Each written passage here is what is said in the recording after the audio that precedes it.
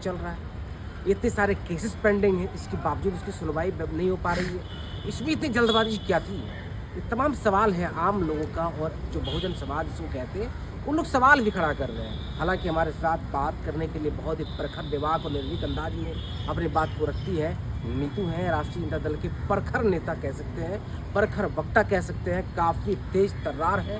हम बात करते हैं। नीतू बताइए, यूजीसी रेगुलेशन पे रोक लगा दिया सुप्रीम कोर्ट ने। सबसे पहली बात देखिए, सुप्रीम कोर्ट नहीं कहिए, स्वर्ण कोर्ट कहिए, हाँ। ठीक है। सुप्रीम कोर्ट रहते ना तो ये संविधान की दायरे में बात करते हैं। कोर्ट बोले आप?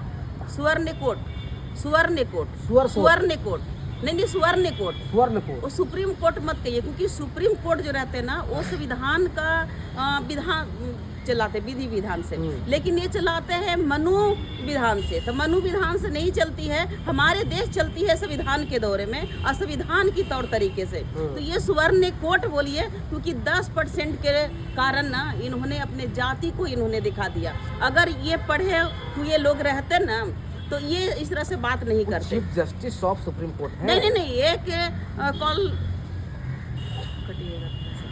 कॉलम से बना हुआ और सिस्टम से बना हुआ है, और जब तक ये सिस्टम रहेगा ना तब तक बस यही चीज होगा। अरे कुछ दिन पहले जब 13 महीने किसान जब आंदोलन किए थे तब ये लोग सोया हुआ था, और 2 दिन का आंदोलन में ये लोग जाग चुके। तो ये स्वर्ण कोर्ट बोलिए, कभी भी ये लोग का जो मानसिकता जो है ना कि हमेशा SC ST OBC का हम दबा के रखे, कभी मेरे बराबरी का नहीं। सबसे पहले बात कि जो ये लोग विरोध कर रहे हैं यूजीसी का, तो सबसे पहले ये लोग का पढ़ना चाहिए कि यूजीसी आखिर कहता क्या है, उसका मुख्य उसमें कारण क्या है। सिर्फ ये लोग जाति पे लेके आंदोलन करने लगे कि नीचा ऊंचा का, इसमें मेन पढ़ने की जरूरत है।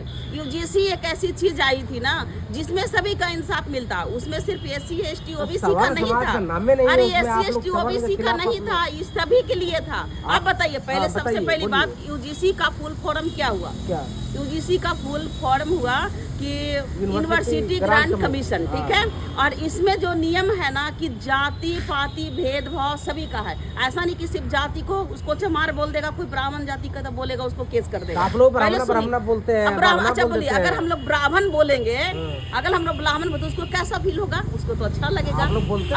अरे उसको राजपूत बोलेंगे तो उसको तो अच्छा फील होगा। लेकिन वो बोलेगा चमार, तो ये हम लोग का कितना बुरा लगेगा। पहले सुनिए तो पहले सही सुनिए तो पहले नहीं।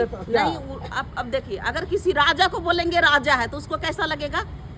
किसी राजा को बोलेंगे राजा है तो उसको कैसा लगेगा? अच्छा फील होगा, अच्छा फील होगा ना। लेकिन वही राजा अगर किसी को बोलेगा ये नीचा है ऊंचा है तो ये इंसल्ट किया। तो सुनिए पहले, मेरी बात को पहले सुन लीजिए। दूसरी चीज है कि इसमें सिर्फ जाति का नहीं है, कोई अगर उसको गोरा काला इसका रंग का भी है, उसका शरीर का है, कोई बौना है तो कोई छोटा है तो लंगड़ा है, लुल्ला है, इस तरह का। तो कोई बताइए कि जो अगर इस तरह से है तो क्या सिर्फ SC ST का बच्चे विकलांग हैं क्या?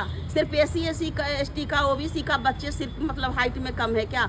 इसमें सारा जनरल वाले के भी है। लेकिन ये लोग पूरी नियम कानून जाना नहीं, अब विरोध करने आया। तो विरोध करने से कुछ नहीं होगा और खुशी मनाने से कुछ नहीं होगा, क्योंकि अब आप लोग पढ़ते लिखते हैं, ये नहीं है। वो लोग पढ़ता तब ना जज बन जाता है, प्रोफेसर बन जाता है। वो लोग पढ़ते हैं। अरे हम लोग कहाँ पढ़ते नहीं है, ठीक है। बोले तो कि अगर पढ़ाइए करके जाना है तो अच्छा से जाना। कॉलेजियम सिस्टम के द्वारा काहे जा रहा है जी, काहे जा रहा है? तो हम तो बोले ना कि अगर इंसाफ करना है तो इंसाफ कीजिए, मनु विधान से न जाइए। और मनु विधान से नहीं चलेगा देश, ठीक है। बार बार कह रहे हैं ना कि जो ढोंगी बाबा के दुकानों से नहीं चलती है हमारे देश, हमारा देश चलती है बाबा साहेब का संविधान से। हमारे बाबा साहेब का संविधान से नीपा पोती कर रही है ना, तो ये बिल्कुल बर्दाश्त नहीं होगा। अब नहीं, अब हम लोग 90% जाग चुके हैं, ठीक है। 90